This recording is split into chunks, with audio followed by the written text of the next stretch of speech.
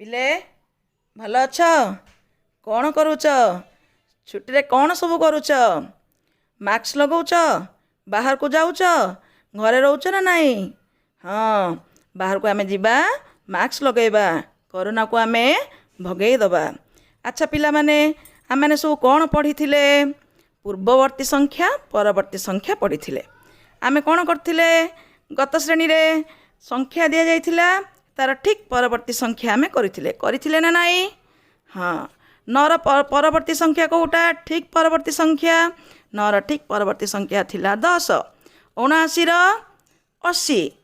5682ର 5683। ଏବେ ଆମେ କ'ଣ କରିବା? ଠିକ୍ ପୂର୍ବବର୍ତ୍ତୀ ସଂଖ୍ୟା ଆମେ ଲେଖିବା। ଲେଖିପାରିବ ନା ନାହିଁ?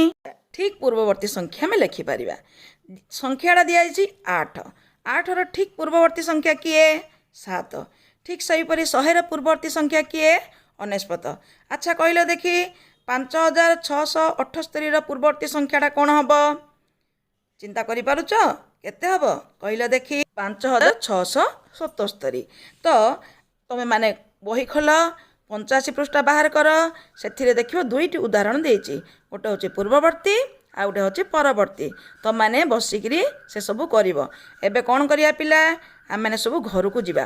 ଘରକୁ ତମମାନେ ଯିବ, ଘରେ ମୁହଁ ହାତ ଗୋଡ଼ ଭଲକି ଧୁଆଧୁଇ ହୋଇକି ବହି ଖାତା ଖୋଲିବ, ପୂର୍ବବର୍ତ୍ତୀ ପରବର୍ତ୍ତୀ ସଂଖ୍ୟାର ଥିବା ଉଦାହରଣ ଗୁଡ଼ିକ ପୂର୍ଣ୍ଣ କରିବ। ଆସନ୍ତାକାଲିକି ଆସିବ, ପୁଣି ତାପରେ ଆମେ ତା ପର ପାଠକୁ ଯିବା। ଠିକ୍ ଅଛି? ରଖିବା। ଧନ୍ୟବାଦ।